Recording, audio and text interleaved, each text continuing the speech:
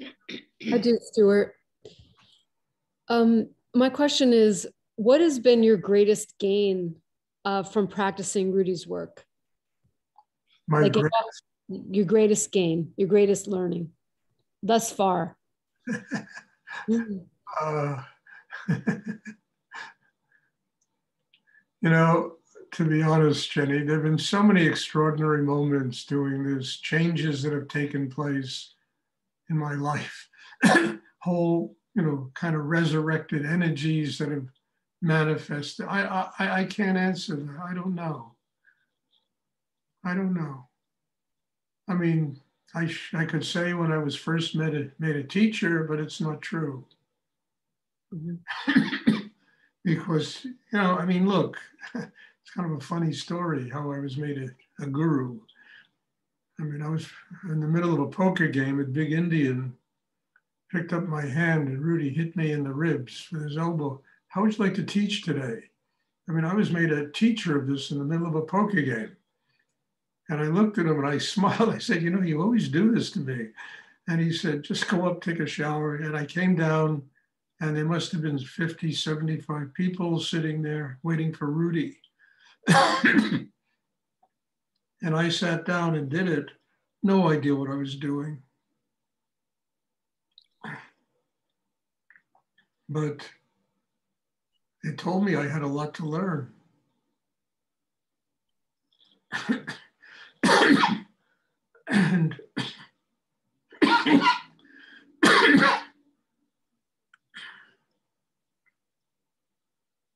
And then after the class, Rudy came out, he was happier than I was, Gave me a big hug, and he said, well, next year at Big Indian, first you'll teach, I'll teach, then you'll teach, and then we'll show cartoons. I started to laugh. I said, Stuart, you really better learn this, because you can be replaced by the Roadrunner, for God's sake. And it took years to really master this work. To get it to a place where it was not only the depth of my inner work, but nurturing other people.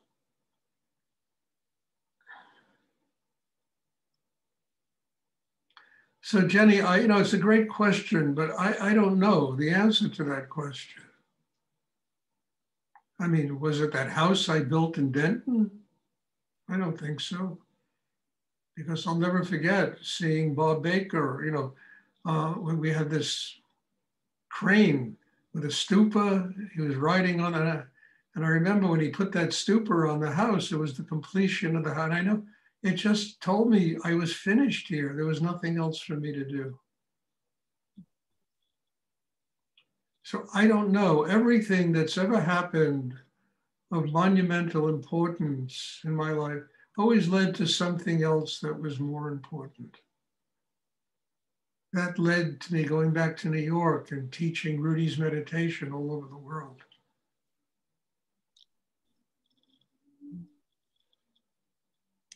Thank you. I just don't know the answer. There have been so many monumental. I mean, was it the airplane crash I was in with Rudy? I don't know. Mm-hmm. Because everything always was like a dialectic. It came together and it gave birth to something new. And when it gave birth to something new, that was significant in my life, because it gave me another mountain to climb and another way to get stronger and deeper, more connected with God, more open.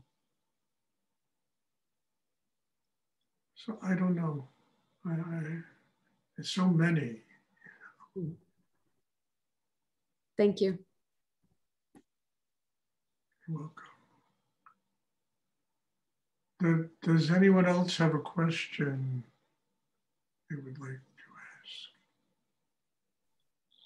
I have a question, Stuart. This is Melissa. Hey. Over the last couple days in meditation and class, specifically, not sitting on my own, it feels like I'm falling asleep, but I'm not. And my experience of the subtle body is either I can't feel it or it's like so big and intangible, I can't really feel it either. So it's just a really different experience, especially the falling asleep thing.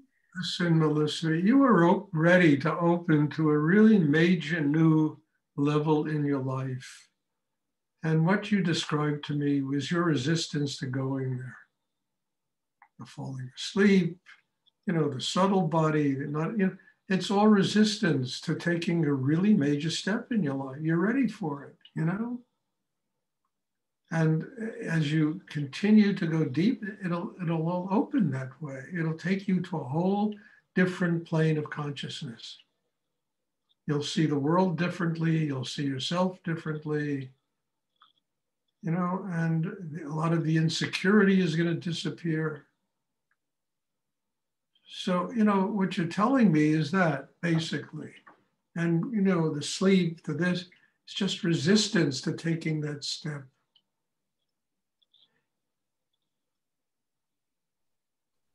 So I don't see all those things as negative. I see those things as an incredible sign that you are ready to make a major step in your life.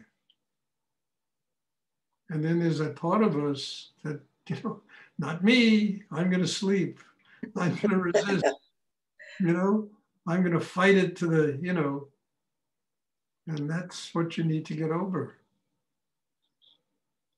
So to stay the course, continue with the practice, and then it works itself out. It all works itself out, and it all gives you the strength to get to the other side of that kind of resistance. Okay, thank you very much. You're welcome. Does anyone else have a question they would like to ask?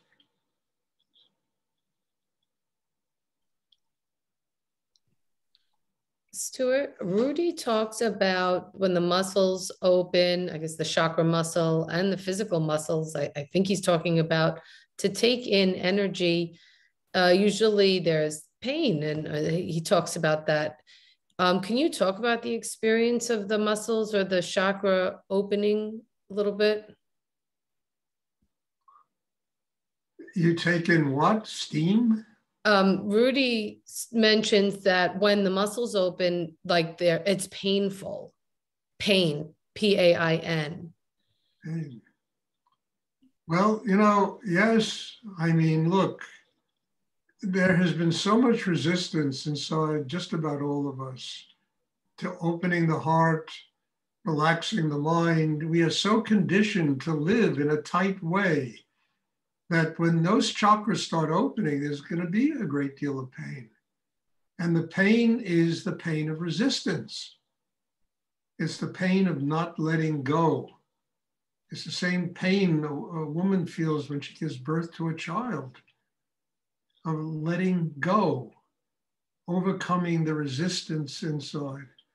And those muscles have been so tight for so long, usually in people, that that just a simple, the mind going into the navel chakra and there's going to be pain, there's going to be resistance, there's going to be fighting the changes that should take place in yourself. That's the pain he was talking about. I mean, he mentioned this whole thing to me so many times.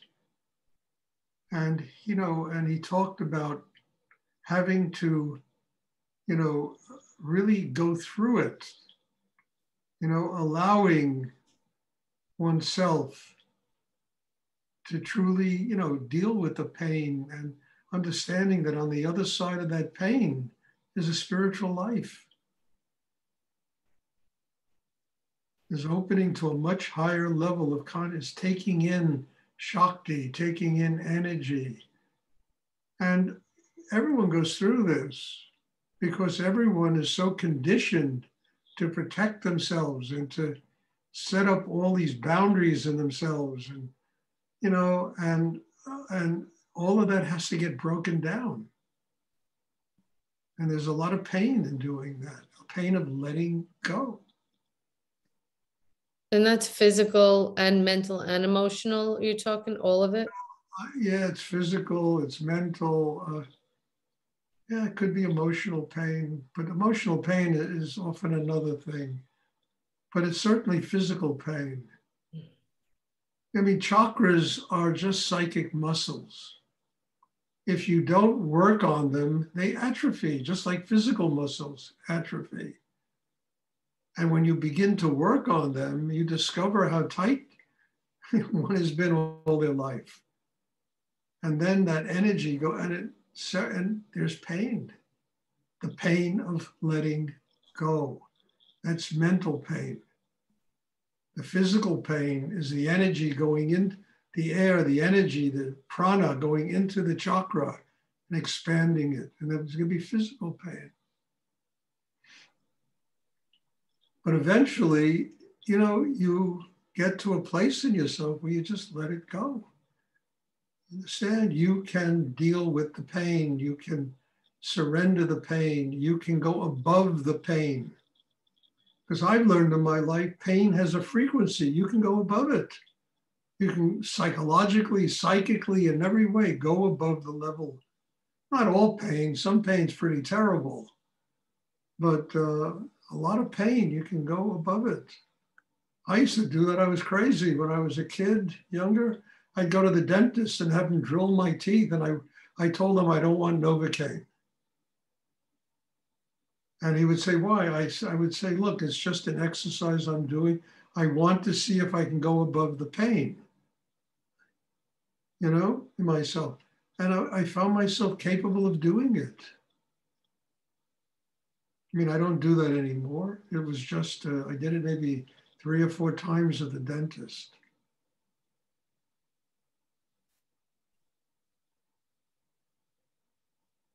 So we want to build a system that's capable of doing that. It's also a way to heal yourself. Because, we get physical problems and our mind just dwells on them. And we bring so much energy to them that these problems get bigger and bigger. We feed them. But if you can detach yourself from them and not feeding those physical problems, they often heal up 3, 4, 5 times quicker.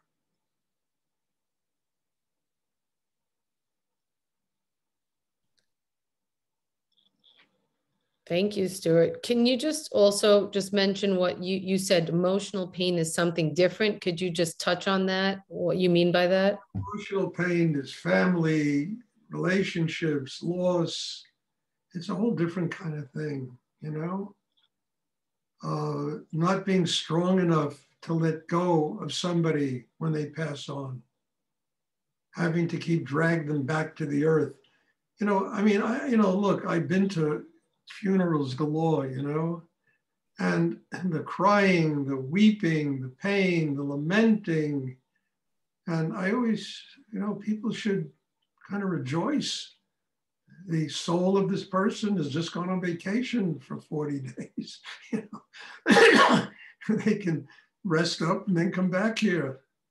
I once had a student, I'll never forget it. He had AIDS.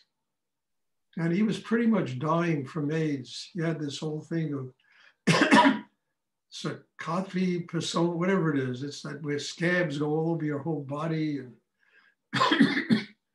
And he'd been this way for a month or 2. And I went to the hospital to see him. I'll never forget this. And I looked at him and I just said to him very quietly, I said, what are you holding on to? I said, if you let go, if you pass on, you're going to come back to this world as a beautiful baby with everything to live for. You're going to bring everything you learned in this lifetime with you into the next lifetime. Except you're going to be a baby, beautiful, infant, sweet, lovely, beautiful, gorgeous, huggable. And he looked at me and he just shook his head. He said, yes. And I think the next day he passed on. I mean, what was he holding on to? Pain, unhappiness, misery.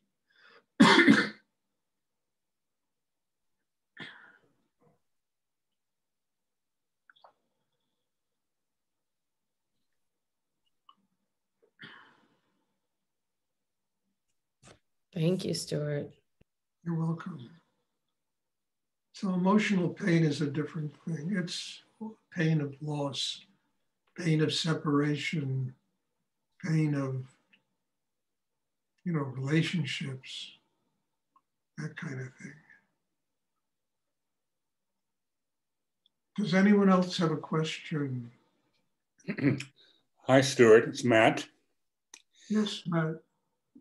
Given the events in Europe the last 48 hours or so, would Rudy have had anything particular to say about the situation and how we might regard it? I asked him, Rudy, I need energy. I need Shakti. I need you to support what I am trying to do here. And he agreed. He agreed. You have to know how to ask it. And I do, this thing has gotten big. It's gotten a lot of people.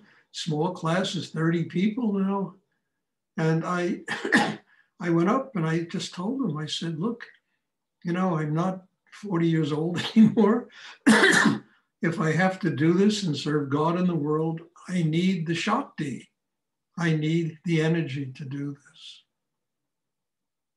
He said the same thing to Nityananda. And they both, just smiled and yes.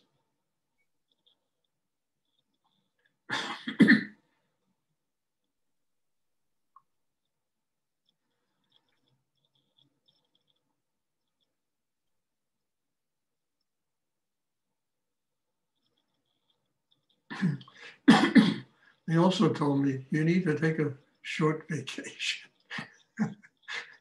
which I'm going to do so.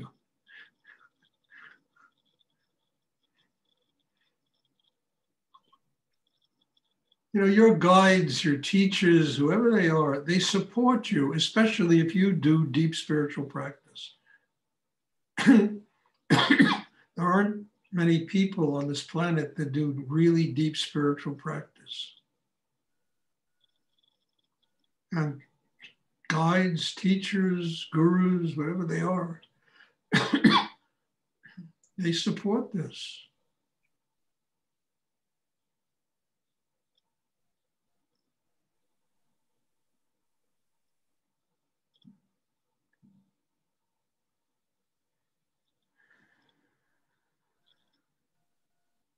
I mean, I have to go for the energy somewhere. So I go into the cosmos and, plug in my gas pipe and draw the Shakti.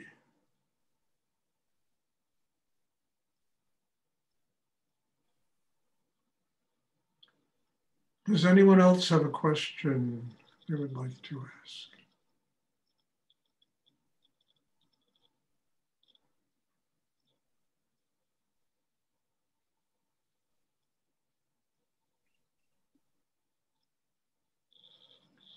I remember, years ago, Rudy sitting with his teacher. I never saw anyone work so hard.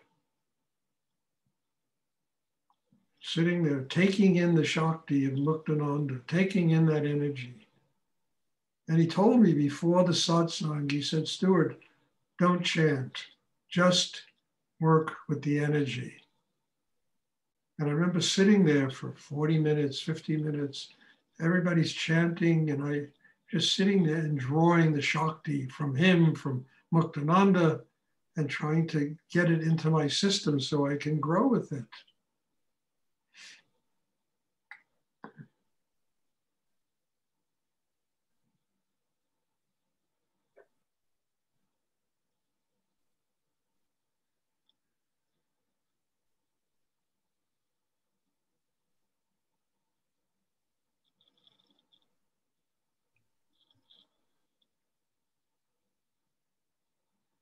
Does anyone else have a question they would like to ask?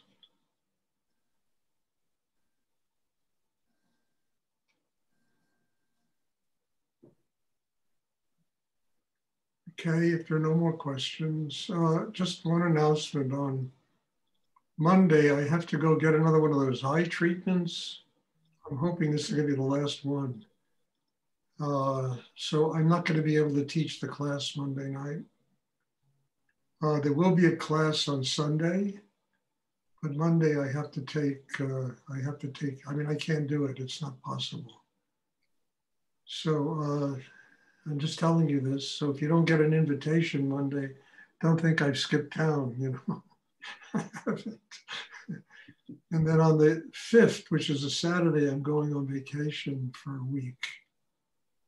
I'll be gone for a week. And there probably will be classes, but I don't guarantee it, you know? Depends on the Wi-Fi, depends on a lot of things. But if there aren't classes, know that on the Sunday following, there will be a class on the 13th. But there probably will be classes. I will send out invitations. Maybe not as many, but there will be some. Does anyone else have a question they would like to ask?